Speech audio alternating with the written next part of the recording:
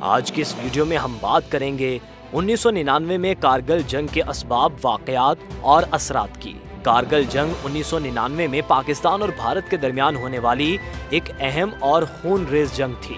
یہ جنگ کارگل کے علاقے میں لڑی گئی، جو کہ جموں کشمیر کے شمالی حصے میں واقع ہے۔ یہ جنگ نہ صرف دونوں ممالک کی عسکری طاقت کا امتحان تھی، بلکہ اس نے جنوبی ایشیا کی سیاسی اور سفارتی صورتحال پر بھی گہرے اثرات مرتب کیے۔ کارگل جنگ کی جڑیں کشمیر کے تنازع میں پائی جاتی ہیں۔ کشمیر کا مسئلہ تقسیم ہند کے وقت سے ہی دونوں ممالک کے درمیان تنازع کی ایک اہم وجہ رہا ہے۔ 1947 اور 1965 میں بھی دونوں ممالک کے درمیان کشمیر کے مسئلے پر جنگیں ہو چکی تھیں۔ 1984 میں بھارت نے سیاچن گلیشیئر پر قبضہ کر لیا تھا، جو کہ ایک اسٹریٹجک مقام تھا، اور اس کے بعد سے دونوں ممالک کے درمیان سرحدی جھڑپیں جاری رہیں۔ کارگل جنگ کے بنیادی اسباب میں پاکستان کی عسکری قیادت کا یہ خیال تھا کہ بھارت کے زیر انتظام کشمیر کے علاقے میں داخل ہو کر بھارت کو سیاچن سے پیچھے ہٹنے پر مجبور کیا جا سکتا ہے۔ پاکستانی فوج نے اسٹریٹجک مقامات پر قبضہ کرنے کی منصوبہ بندی کی اور اس کے تحت مختلف مقامات پر اپنی فوج کو تعینات کیا۔ 1999 کی ابتدا میں پاکستانی فوج نے کارگل کے علاقے میں اپنی پوزیشنیں مضبوط کرنا شروع کی۔ پاکستانی فوج کے جوانوں نے بھارتی فوج کے زیر قبضہ علاقوں میں داخل ہو کر اسٹریٹجک مقامات پر قبضہ کر لیا۔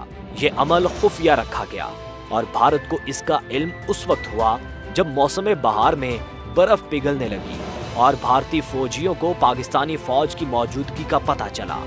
مئی 1999 میں بھارتی فوج نے انکشاف کیا کہ پاکستانی فوجی اور عسکریت پسند کارگل کے مختلف مقامات پر موجود ہیں۔ بھارتی فوج نے ان علاقوں کو دوبارہ حاصل کرنے کے لیے آپریشن شروع کیا، جسے آپریشن وجے کا نام دیا گیا۔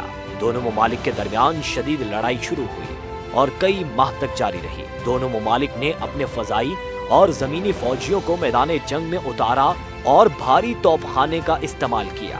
اس دوران پاکستان کے وزیر اعظم نواز شریف نے جنگ کے خاتمے کے لیے بین الاقوامی سفارتی کوششیں کی۔ انہوں نے امریکہ کا دورہ کیا اور اس وقت کے امریکی صدر بل کلنٹن سے ملاقات کی تاکہ جنگ بندی اور مذاکرات کے لیے راہ ہموار کی جا سکے۔ نواز شریف نے یہ کوششیں پاکستان کی بین الاقوامی ساکھ کو بہتر بنانے اور جنگ کے فوری خاتمے کے لیے کی۔ کارگل جنگ کے کئی اثرات مرتب ہوئے، جو دونوں ممالک کی داخلی اور خارجی پالیسیوں پر بھی اثر انداز ہوئے۔ کارگل جنگ نے دونوں ممالک کی عسکری صلاحیتوں کا امتحان لیا۔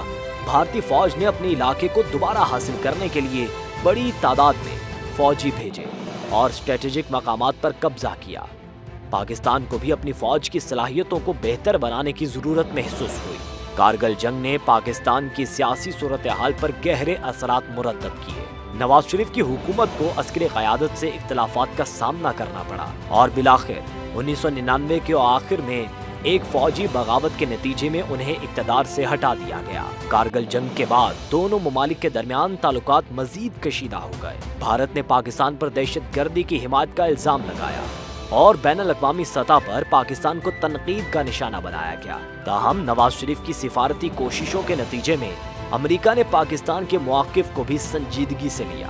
کارگل جنگ نے دونوں ممالک کے عوام کو بھی متاثر کیا۔ جنگ کے دوران کئی فوجی اور شہری جان سے ہاتھ دھو بیٹھے اور دونوں ممالک میں عوامی غم و غصہ پیدا ہوا۔ جنگ نے دونوں ممالک کے عوام کو یہ سوچنے پر مجبور کیا کہ کشیدگی کے بجائے امن کے راستے پر چلنا بہتر ہے۔ کارگل جنگ 1999 کی ایک اہم ترین جنگ تھی، جس نے پاکستان اور بھارت کے تعلقات کو مزید پیچیدہ بنا دیا۔ اس جنگ نے دونوں ممالک کی عسکری، سیاسی، سفارتی اور معاشرتی صورتحال پر گہرے اثرات مرتب کیے۔